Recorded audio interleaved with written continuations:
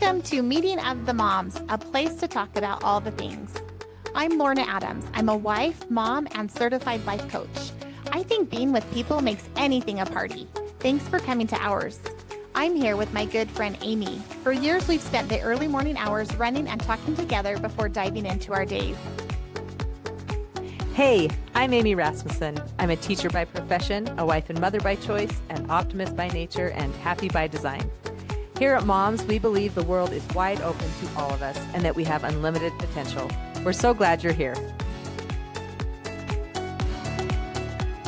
Here at Moms, we have a desire to be respectful of each person's journey. We have both had the opportunity to choose to be stay-at-home moms. In this choice, we have found a lot of opportunities for learning and growth. Today's episode highlights some of the experiences we've had on our path. So by way of celebration, I just wanted to share that I have a vision board on my wall. I did it back in January and I have this vision board and I've been wanting to run a 10-minute mile. I have been running for years. We've been running for years and I haven't been consistent at running a 10-minute mile. And I feel like it's been very few and far between even when I have. But today I ran with a friend here in town. And after we were done running, I checked my watch and our average was a 9-minute and 59-second mile. And we went 3 miles. So I was thrilled because it wasn't even on purpose that we had been watching and clocking and checking. Mm-hmm. It just had worked out naturally. We were talking and we even actually walked maybe 2 or 3 times just for maybe 100 yards. That's not even quite right. I mean, maybe 30 yards or something, just a little distance as we were either going up a hill or something. And we were still able to be right at that 10-minute mark. So that was cool. Yay. Yay. That's fantastic. Thank you. I just want to ask you something about your vision board, not so that we get derailed and talk the whole time about it, but so once you accomplish something on the vision board, does it just stay there? It does. Yep. It just stays there. I haven't done anything. It could be fun. I have thought about like, I don't necessarily want to exit out because then I feel like it's going to clutter it up, but it would be fun to add a heart or something. I don't know, a star or something to it, but I haven't done anything. No. Yeah. Well, I was just thinking about it the other day as I was looking at mine. I'm like, oh, well, there's like 2 things that are done, like they have happened. And I guess I just feel like I want there to be something. And I wasn't sure if I wanted to just say like, okay, when it's done, I move it off the vision board to another place that's also visible. And so throughout the year, it would like migrate, right? Switch over. I don't know, but I like the idea too of putting a heart or a star or whatever. So, okay, that was just a random question because I was just thinking about it. So my celebration today has to do with the fact that I needed to talk to one of my kids about needing to get back on track with some school stuff. And generally, they're really good about being on track themselves. But sometimes when they get overwhelmed, then they just keep avoiding what they need to actually do to get back on track or whatever. So I was talking to him, and in the middle of talking to him, I said something like this. I was like, okay, you know what? I think my tone is not helping the situation. So I'm going to try and like fix my tone. And he's like, yeah, it's stressing me out or something. Like he also agreed that it was not helpful. And I think I just get kind of serious and stern. That's how my students would describe it back when I was teaching. And I'd be like, yeah, sorry, I just like yelled at you guys, but you need to do this thing. And they're like, you've never yelled at us, which was nice, right? Because like, you don't yell at us. You just get really serious. I think it's a little bit more intense as a mom than it was as a teacher. But I just am celebrating the fact that in the moment, in the middle of it, I was able to realize, wait a second, I can tell that this is not the tone I want here. And I verbalized to him, which I could have just done it internally, but I think verbalizing to him too is helpful because then without even knowing it, I just modeled what one can do in the middle of a situation when you're like, not how I want to show up. And yet here I am. So anyway. Yes. Love it. Way to go. Fun to notice in the moments and be able to shift rather than later be like, I didn't do it the way I wanted to, right? So good. Yeah. So it's just nice. So today we've kind of been talking about our current stage in motherhood, and there is a quote that we love, and you've probably heard it other places before because it's pretty popular. So I'm just going to read it, and then we're going to dive in and just kind of chat about it. C.S. Lewis is paraphrased as saying, "The home is the ultimate career. All other careers exist for one purpose, and that is to support the ultimate career. While C.S. Lewis did not say exactly this, he did express an understanding of a mother feeling that her work is never done, while acknowledging that the same work is surely, in reality, the most important work in the world. What do ships, railways, miners, cars, government, etc. exist for, except that people may be fed, warmed, and safe in their own homes? As Dr. Johnson said, to be happy at home is the end of all human endeavor. First, to find joy as we seek heaven, which is our own real home hereafter. Second, in the meantime, to be happy in our houses. We wage war in order to have peace. We work in order to have leisure. We produce food in order to eat it. So the job of mothers is the one for which all others exist.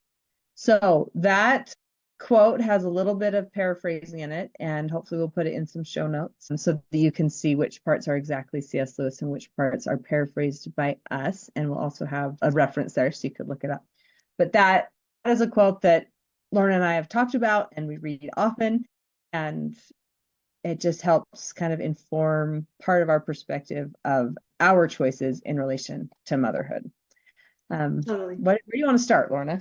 I love that his first phrase, that C.S. Lewis's first phrase is the home is the ultimate career. And then he expands on all of that and explains why. And then his very last sentence is, so the job of mothers is the one for which all others exist.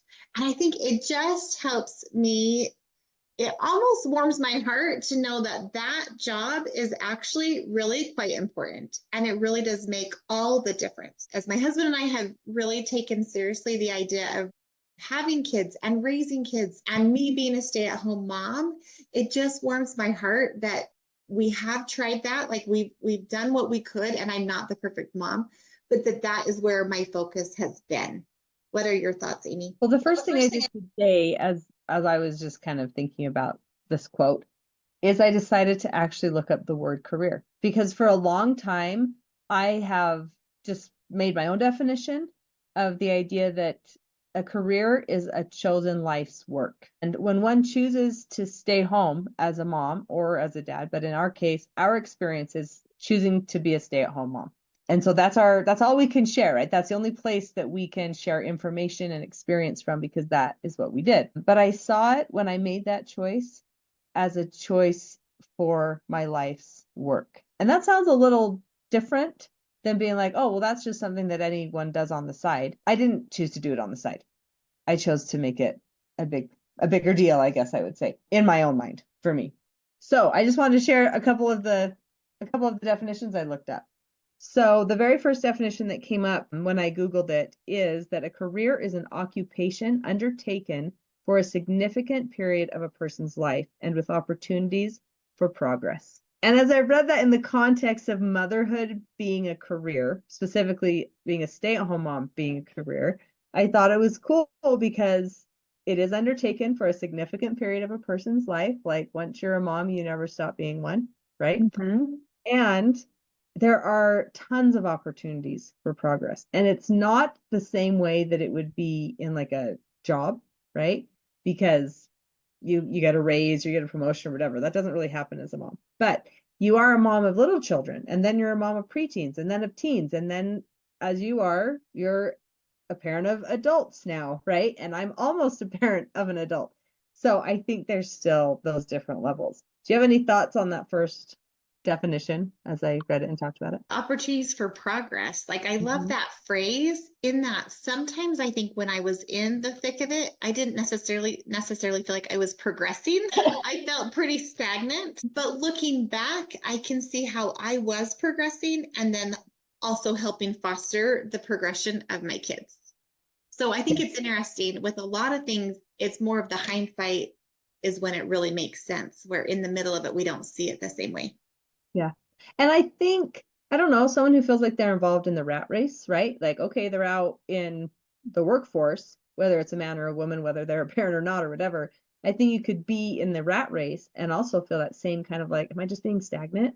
And in hindsight, you could go back and be like, wait a second, I learned this and I learned that. And right, you can then see the progress. Totally. And I do feel like with that specific thing, I remember I was I was looking to apply for just a part-time job, I think just like a few hours a week. And I was trying to decide what can I put on my resume. I don't like I've done lots of service type things. I've been on lots of committees and boards in the community, but I didn't necessarily feel like I had great work experience. But as I thought through it some more, I'm like, yeah, but I've learned how to like allocate my time and time management, picking up, dropping off, coordinate, like lots of coordinating things, right?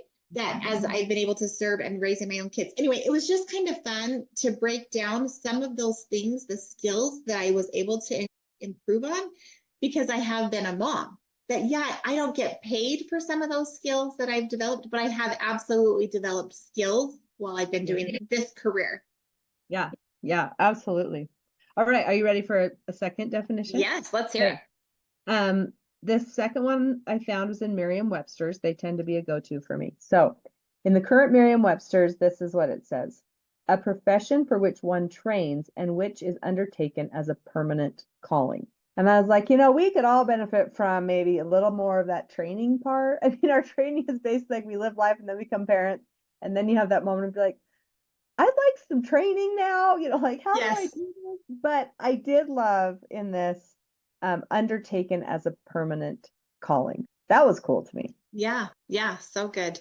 Well, and the first part with the training, I was thinking about when I was going to college and trying to decide what field to focus on. And I remember I took a family and human development class and I thought, well, this is interesting to me. Like, I don't know if this is exactly what I'd want to do for my whole life, but it actually will help me be a better mom. So maybe it's worth it. And I remember it was in my freshman year of college and feeling like I had to decide. So I went ahead and declared that as my major and continued. And I did enjoy the classes and it was good.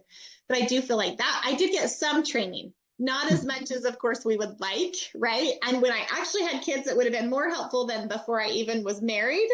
But yeah, I did get a little bit of training, but it didn't feel the same as it would have had I been with the kids. Right. And permanent calling. I think that is kind of cool because really, don't we want? I want to be a mom forever. Like I love this opportunity that I have to be a mom. So kind of a cool definition. Yeah, yeah, I thought so too. Okay, a field for or pursuit of consecutive progressive achievement, especially in public, professional, or business life. And I think just as you and I have continued to seek growth and learning, because that's been something, I mean, that's why Meeting of the Moms ever became a thing, right? It's because we're both like, well, we want to be progressing. And for both of us, like talking about it and finding sources, all of those things are really helpful. It's amazing how that can be found within the context of being a stay-at-home mom. Yeah, so good. Now, and I only have one more.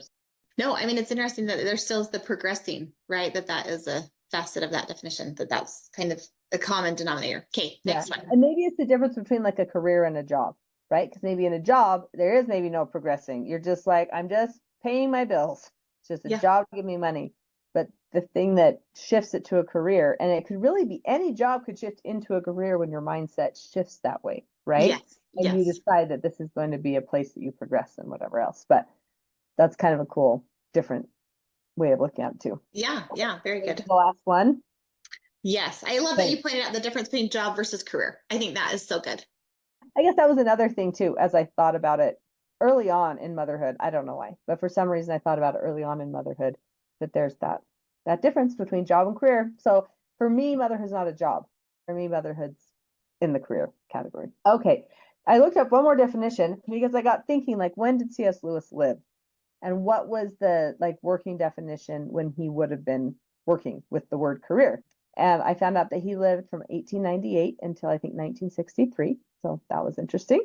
And in Webster's of 1913, so this might have been a definition that he was working with, it says that a career is a general course of action or conduct in life or in a particular part or calling in life or in some special undertaking, usually applied to or conduct which is of a public character. So some of that wording is a little different, I think, than how we would say stuff right now. But again, like it talks about the fact that it's a certain way of acting in life. It's a calling. It's a special undertaking. And I don't know, all those words make it something different than what we sometimes hear the phrase being like just a mom. And it's like, well, no one's just a mom and no one's just a dad if they take ownership of what that can mean. So, Yeah. any other thoughts about that last definition? No, I think it was just a good way to summarize what this work that we're doing is, right? The home is the ultimate career. This is a career that we get to have. And really the ultimate, like this is the one that makes everything else happen to come home. I like the idea that C.S. Lewis brought it back to the food, the warmth, and the safety is what is needed for people to function. And that's what happens in a home. And as a mom in that field, that's what I want to be offering my family is warmth and safety and food. Right. So then we can tackle everything else that comes our way. It makes me think of basic needs. Yeah, totally. Right. And in the parenting information that I'm getting from something that my district is doing, it talks about 5 basic needs. Let's see if I can bring them off, shall we? Little test time. There's nourishment, eye contact, facial expression, tone, and healthy physical touch. And I mean, that's even so nourishment that has to do with like food, right? But so interesting that the place that those things, those very basic things that allow us to go out and conquer whatever other part of the world needs conquering within our own sphere, right? All those things are really probably best met within the home. Yeah. Yeah, definitely. Opportunities to be able to practice this and foster it and feel safe in that, right? I know I can get nourishment. I know I can get eye contact, facial expression, tone, physical, healthy physical touch, right? Like, yeah, just a great safe place for all of that.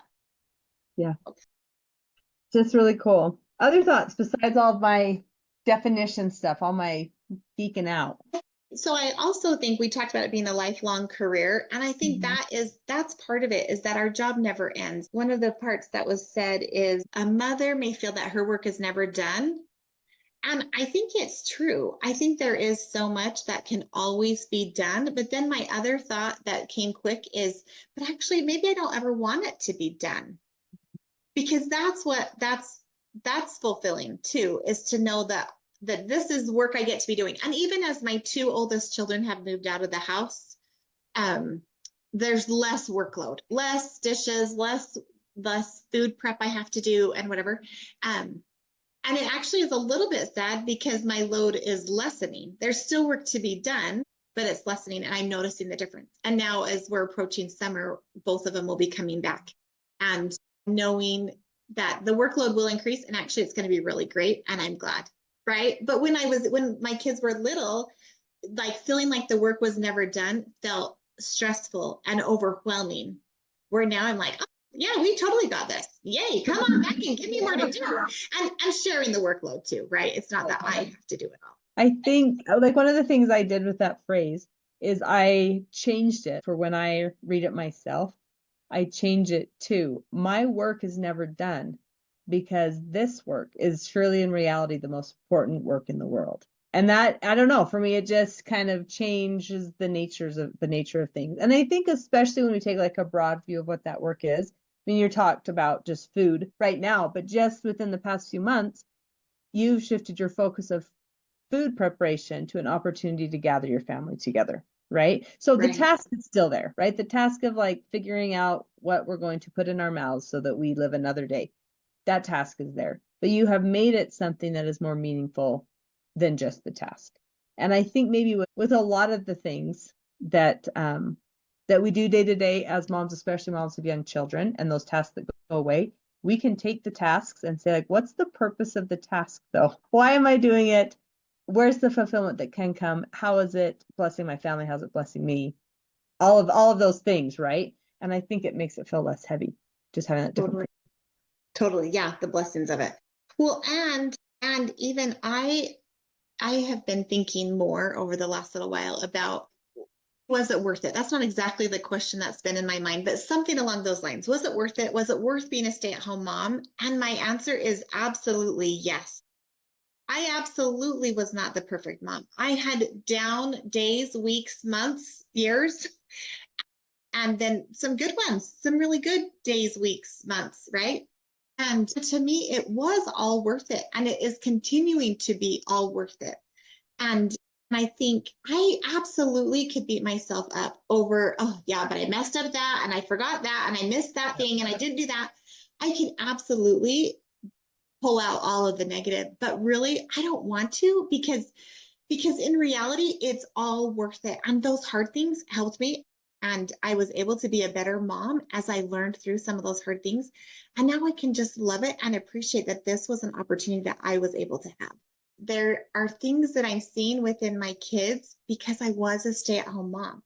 I was home for a lot of those, you and I call them crossroads, but as they're coming in from school and then heading out for something else, or even as they're leaving for the school day or getting home late from a date or whatever, that there's a lot of those crossroads I've been around for. And I'm so grateful. I'm grateful that I've been able to, because there's been relationships built in the crossroads, in our family sitting down for mealtime, in our putting phones away at a certain time in the evenings. But like those relationships have been built because I've been around and have been able to enforce, encourage, nudge all of those things in the process. But I guess the thought that came to me as you were talking about being there at the crossroads is that, like, every day when my kids leave, I give them a hug. And, you know, on the one hand, it's not a big deal. On the other hand, like years and years and years of that, it just forms these invisible threads that every day they knew. I usually hug them and I'm like, I love you. And a lot of times, like, you got this, like, you can do it today. I'm proud of you. Just that my hope is that the good words that are going out the door with them will turn into the words that they say to themselves once they are living somewhere besides my home, right? That's the feeling that they're going to have. Totally. Well, I Go wanted to ahead. just add, even with that, like I don't know if I'd mentioned this in the past on our podcast, but that was one of the things that my daughter that was serving the mission said, I'm excited to hug you in real life, because those were things like we did hug. I did give them hugs on their way out the door and when they came home. And so that is something special to her. One of the things that was so fun for me the other day is, like, I've been kind of sick and so just low on energy and whatever. And it's hitting me sometimes right about the time my 10-year-old gets home, which is not awesome, right? Like, I'm like, okay, great. And so he was home and I think we'd done whatever little thing we do when he gets home. And then I said, I have to take 5. And I created this thing back when my 2 older boys were young. And take 5 just means I like lie down on a carpeted area, so my living room floor, and I'm just like spread eagle on my back, and I close my eyes, and for 5 minutes I'm like, you can't bug me. Like, I just need 5. And then I told him, like, actually it's going to be 10. I set my watch for 10 minutes, and he even came to me and he's all, I got done doing my stuff. Can I go play now? I just held up my wrist. I'm all, and then I put my arm back down. He's like, no, but Mom, I'm just wondering. And he just stopped, right? Because I knew it was only 10 minutes and there wasn't that much time left. But if I start talking, I'm engaged and it's hard.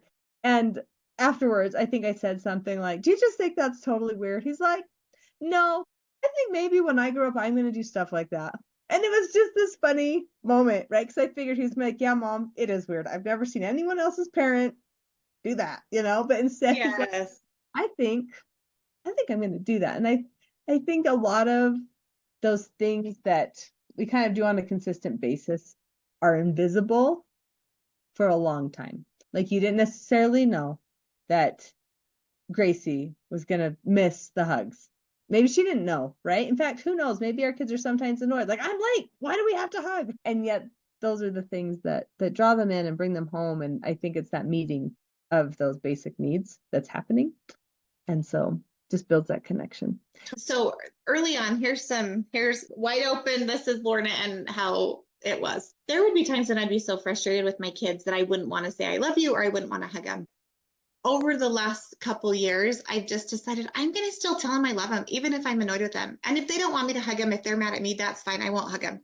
But I'm going to still let them know that I love them. And I think that has been so good for me to just really reevaluate and, like, you know what? Yeah, I might be bugged with them, but I still love them. And I think that has helped them know that no matter what they do, I still love them. And I am grateful for that opportunity to reevaluate myself, because in reality, I don't want to withhold my love ever. Like, I want them to know that they are lovable no matter what. Even if I am annoyed or hurt or frustrated with them, that it's okay and I still love them and they're still worthy of love. And so I'm grateful that I've had that shift in how I parent them over the last few years. I know times with my kids, again, when the tone is not awesome. I'm just like telling them off for whatever they need to be told off for or whatever. I know I've said to them at times like, I love you no matter what. This still needs to happen or something like that, right? And the tone is probably more like what I just gave right there, which is not necessarily like a calm and loving tone or whatever. But just like you said, being able to verbalize it, or like you said, show it in a hug if they'll accept the hug. I think that's us practicing love. And it's that idea we've heard before of love being an action, not just a feeling. Because then when they're asleep at night and they're in their beds, as a mom, it's always like, I love them so much. Like, how could I feel that other way before? And just to hang on to the fact that the feeling itself isn't necessarily always the first thing there, because we're human beings, right? We are going to have moments of frustration and everything, but we can still extend the love that really is, at least for me, it's part of me. And it sounds like it's part of you in those moments where it's like, I'm feeling super lovey, Right. but I love you no matter what. And as we've done that more and more in my home, like it's been fun to see my teenagers tell me, I love you, Mom. Sometimes it's first, sometimes it's second after I've said it. But those are tender moments too, where I have tried to instill in them they're lovable no matter what. And then they are reciprocating, right? That, yeah, I have my faults or whatever too, and they can still love me. And then it just is fun to hear my 14-year-old from the other room, hey, Mom, I love you. Like, oh. Anyway, super sweet. All right. I think that is probably all I have. Amy, do you have more that you wanted to share? So you and I recently have read Elder Worthland's talk, Come What May and Love It. And at the very beginning of that talk, and something that just came to me differently than when he first gave the talk a decade or more ago, was he said something about remembering this experience with his mom. And that phrase has stuck with him for decades, right? Probably over 50 years, come what may and love it, that his mom said to him, stuck with him. And what was interesting for me is that he said, my mom taught us that you get up and you keep going and you don't give up. And like, he said all these things that the mom taught him. And so he's like, so her response to the fact that I just lost a football game and was really disappointed was not surprising, right? That the fact that she was kind of like, suck it up and move forward. And I just thought, you know what? I am maybe a little bit more of a suck it up and move forward kind of mom, as opposed to a mom who sits down and just wallows with the child. And I'm trying to learn how to do the empathy, right? So, because I think empathy is really important and has a place. But it also was this moment of like, given some feedback I've gotten from my kids, that direct approach that is just part of who I am has been really good and really important, just like it was for him. And the fact that his mom was just like, come on, man, love it. That's how we do stuff. And then just the fact that just like your daughter missed the hug, he had something that he remembered. And it was because his mom was there at the crossroads. Had it been 2 hours, 3 hours, 4 hours later, he might have moved on, or it might have just been like, yeah, I lost the game. It was lame. Moving on. Right. Yeah. But I think there are things that we teach our children in those crossroad moments, sometimes without even knowing it, that they hang on to. Yeah, for sure. For sure. Well, and I think the reality is our homes are not a perfect haven. Like yours, mine, like it's not that it's always like just roses and daisies and beautiful music and really awesome meals and always tidy and whatever. I think the point is that we're still human and we still have all of that like everyone else does, right? But really trying to kind of be the kind of like the lighthouse. I just had that analogy in my mind. Like the lighthouse that's just steady. My mom's just there. It's stormy, it's windy, it's sunny, it's hot, it's like all of it, but we're just trying to be there. And just to be their little lighthouse as they are navigating their own lives. And just such a blessing that that's one of the roles we get to play. Okay, I just have to tell you, there's a song. I heard it on some rerun or some like Best of America's Got Talent or something. I don't know, something on YouTube when I was sick. And I'm like, I'm going to watch all the best singers of America's Got Talent or whatever, right? Because I just was vegging. But one of the songs was something about look ahead, there's a light on the hill. And that when you need a place, that this is always a place. And the song, I looked up later, and the song was actually written because the songwriter had some friends who were really struggling with drugs and were in some really dark places. And he wanted them to know that he was there for support if they ever needed it. And I think I just agree exactly with what you said, that I want to create for my family. So here, not even just my children, but my husband, my children, and hopefully for myself too, right? Because just like your child said back to you, love you, mom, or whatever, that it's there for me too, that there's a place that we can all come back to and just know that it's a sure place of light and love and renewal, and that will then allow us to go back out into the world again, right? Not a place to come and sit and be in a pit, but a place to come and be filled again and go back out and be our best selves. Thanks for joining us today. So fun to be with you and to share some of the things that we love about motherhood. And we hope that you will look at your opportunity to be a mom as a career and the ultimate career that really does make a difference in your family's life. Thanks for coming to Meeting of the Moms. We hope it made your load a little lighter.